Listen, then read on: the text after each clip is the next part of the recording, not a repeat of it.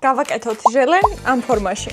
ეს არის ჟელეები, რომელსაც უკვე აქვს არომატები. გამოვიყოლეთ ფორთოხლის, ეს არის ბალი, ეს არის კიდევ მოცხარი და ჟოლო, ძალიან საინტერესო ნაკრებია. ეს არის ლიმონი და გვაქვს კიდევ ესეთი ფორმა. მყარი არ არის, მაგრამ სიმყარაზე დავდებ და ესეც დაიჭერს. და გავაკეთოთ ახლა ჩვენ ჟელე. დაგვჭირდება ესეთი საზომი, რომ ზუსტად გავთვალოთ, რამდენი წყალი გამოვიყენოთ. სადაც პაკეტებს უფრო მეტი რაოდენობის წყალი აწერიათ ხოლმე, მაგრამ გირჩევთ, რომ ნახევარი გავუკეთოთ, ან ცოტა უფრო ნაკლები, რომ აი ეს ტექსტურა შეინარჩუნოს, რომ მყარი იყოს თვითონ ჟელატინი.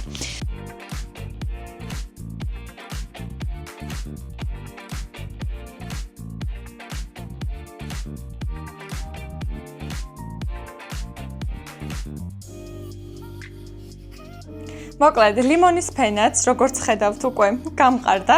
ამიტომ ახლა შეგვიძლია რომ აი ესე ცოცხალი მარწყვიც მოვალაგოთ და დავამატოთ ჟელე, რომელსაც ასევე აქვს მარწყვის არომატი.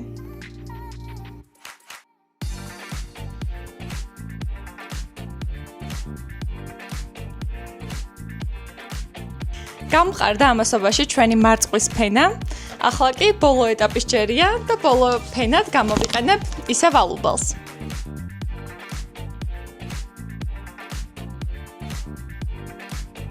როგორც ხედავთ, გავამზადე ბოლო ფენაც, ახლა კი შევაბრძანებ მაცივარში და დილით ვნახოთ რა გამოგვივიდა. ასეთი გამოვიდა ჩვენი პეპელა. საკმაოდ ლამაზი ფორმა ყოფილა და ძალიან მარტივად ამოვიდა სილიკონის ფორმიდან.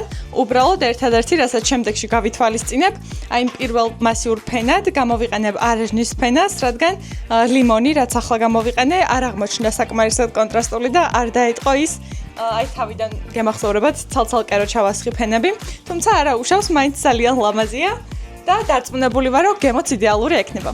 კარგად!